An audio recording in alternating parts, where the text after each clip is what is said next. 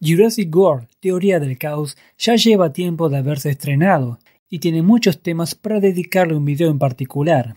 Pero yo seleccioné solo uno, sobre una personaje enigmática, que sin siquiera hablar o gesticular acaparó toda nuestra atención, incluso por encima de los dinosaurios, y eso es mucho decir, así que con esto aclarado, primero haré un breve resumen de los villanos que aparecieron en cada película hasta llegar a la Mujer Raptor, para conocerla mejor, y al finalizar este video te darás cuenta de que no es tan villana como parece.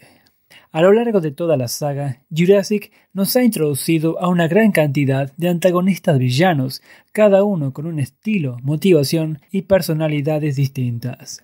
Empiezo descartando a Dennis Nedry, porque yo no lo considero un villano como tal. Sí se desempeñó como el primer eslabón en la caída del parque, entorpeciendo en el simulacro que condujo a la liberación de los dinosaurios y muertes humanas, incluida la suya. Su motivación fue dada por una inconformidad laboral, de carácter más egoísta, y se diferencia de los que siguen, que buscan cambiar el status quo o mantener un legado. Así que esta lista parte con la película que presentó el primer villano trabajado, que fue The Lost World.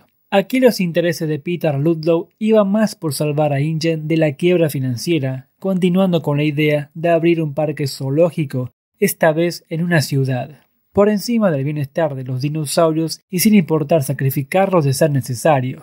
En Jurassic World, la villanía vuelve en los zapatos de Vic Hoskins, el jefe de seguridad de InGen. Él, a diferencia de Marrani, desaprobaba la comercialización con fines de entretenimiento y educación que les daban en el parque. Él veía en los dinosaurios capacidades que podrían militarizarse. Aunque Hoskins fue de los pocos villanos que logró su cometido, sus planes se desbarataron cuando al poco tiempo, durante una misión de caza, los raptores se volvieron en contra de él y sus hombres. Aunque él murió, su legado permaneció intacto.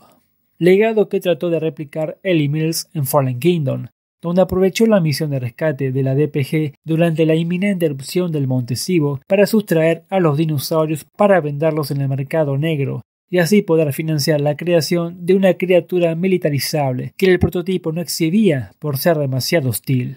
En Dominion, Louie Dodson, quien estuvo orquestando desde las sombras la caída del primer parque, regresa como el último gran villano, ahora como CEO de Biosyn, donde se ocultaba bajo la imagen de un filántropo al servicio de la comunidad, al salvaguardar a los dinosaurios que representaban un peligro en un santuario en las Dolomitas de Italia, con el fin de aprovechar sus propiedades biofarmacéuticas para combatir enfermedades.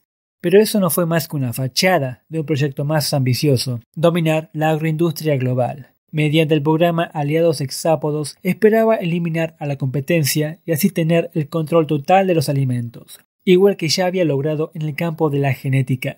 Pero como se vio en la película, Dodson subestimó la imprevisibilidad de las formas de vida recién creadas, sin someterlos a una prueba, lo que terminó con él y Biosyn.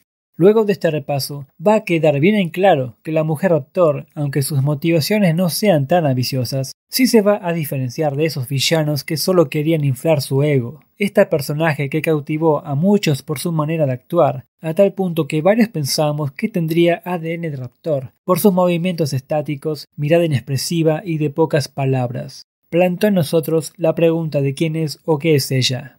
Aunque esto podría tener una explicación más lógica, pero para desmantelar esa hipótesis hay que analizar el instrumento con el que se comunica, el silbato, este objeto que usa como medio de comunicación para dar órdenes a su manada, sin necesidad de emitir un rugido o señal alguna, requisitos que son necesarios para la buena comunicación a nivel intraespecífico.